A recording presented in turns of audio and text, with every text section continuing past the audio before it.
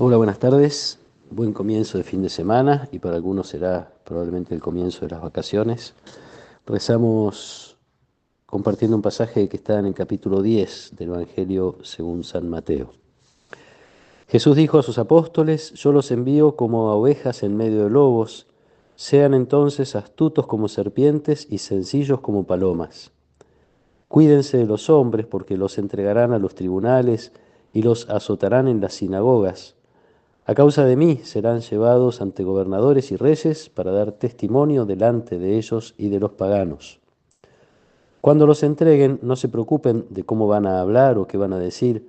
Lo que deban decir se les dará a conocer en ese momento, porque no serán ustedes los que hablarán, sino que el Espíritu de su Padre hablará en ustedes. El hermano entregará a su hermano para que sea condenado a muerte, y el padre a su hijo. Los hijos se rebelarán contra sus padres y los harán morir.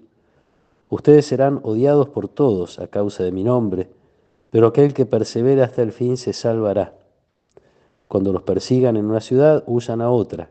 Les aseguro que no acabarán de recorrer las ciudades de Israel antes de que llegue el Hijo del Hombre. Palabra del Señor.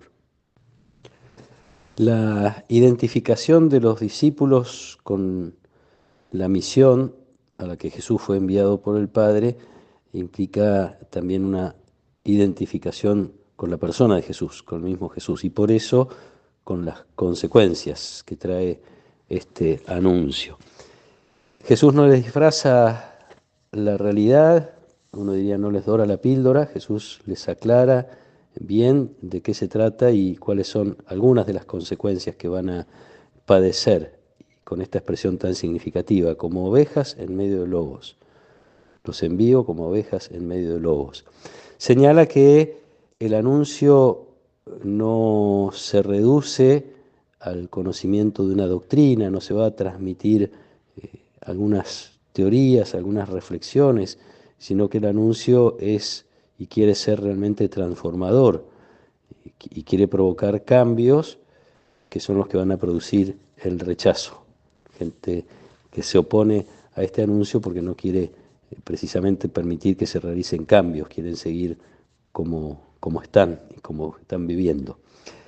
La división surge, dice Jesús, en la familia, surge en la comunidad, no se queda allí, también habla de la persecución de parte de la sinagoga, también les habla de que serán llevados a tribunales, de que serán presentados ante gobernadores y reyes, es decir, hay toda una revolución que provoca el anuncio del reino que tiene que ver precisamente con esta presencia de Dios y este amor de Dios que se manifiesta a través de los discípulos, invitando a vivir las cosas de una manera diferente, en definitiva, buscar siempre su voluntad.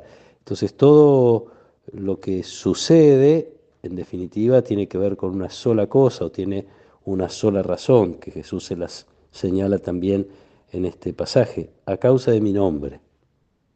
Es a causa de Jesús y así como a Jesús lo siguieron que están padeciendo. Y digo están padeciendo porque cuando Mateo escribe este evangelio, ya la comunidad tiene experiencia. Podemos recordar algunas cosas de los hechos de los apóstoles.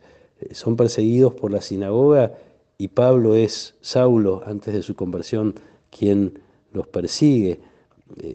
Ya había sido martirizado Esteban con la aprobación de Pablo, podemos recordar.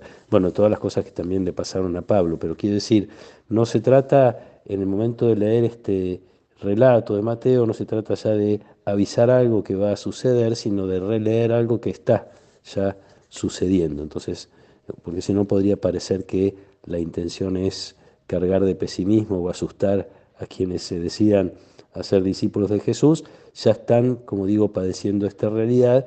Les toca entonces identificar cuál es la razón, tener bien presente que es a causa del nombre de Jesús, es a causa del anuncio del reino, es a causa de decir la verdad y de querer hacer presente la verdad en la vida, esta verdad transmitida por Jesús, de hacer presente el reino de Dios, transformar las cosas para que se parezcan cada vez más a lo que Dios espera, y esto es lo que el mundo rechaza. Entonces son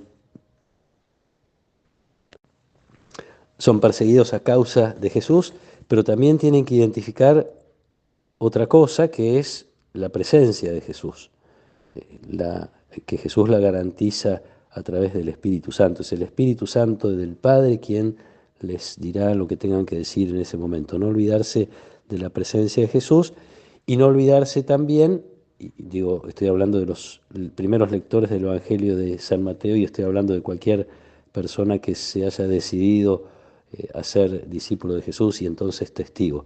No olvidarnos también que el hecho de compartir el anuncio, de compartir las consecuencias del anuncio, de compartir las dificultades, padecimientos, persecución, etcétera, es el camino que conduce a participar también de la vida glorificada de Jesús. Es el camino de nuestra glorificación, que empieza en el momento en el que intentamos hacer presente el reino de Dios en nuestra propia vida.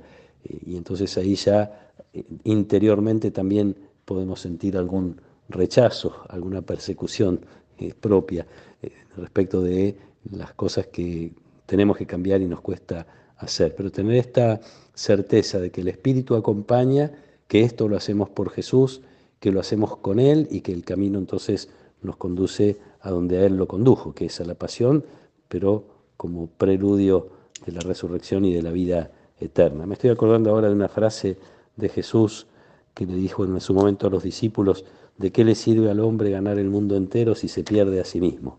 Es una decisión de dejar muchísimas cosas probablemente a la hora de querer vivir según la voluntad de Dios y de ser testigos del amor de Dios y de su reino, pero es una serie de renuncias que nos conducen a ser más plenamente aquello que ya somos, a ser más plenamente hijos de Dios. No se pierde nuestra vida en las riquezas, en las búsquedas de bienestar. No nos sirve ganar muchas cosas si se malogra aquello para el cual Dios nos regaló la vida y para lo cual Jesús nos envía. Pidamos la bendición de Dios para poder hacer cada día este camino de dejar entrar el reino en nuestra vida y permitir que a través de nosotros pueda llegar a la vida de los demás. Que nos acompañe su bendición en el nombre del Padre y del Hijo y del Espíritu Santo. Amén.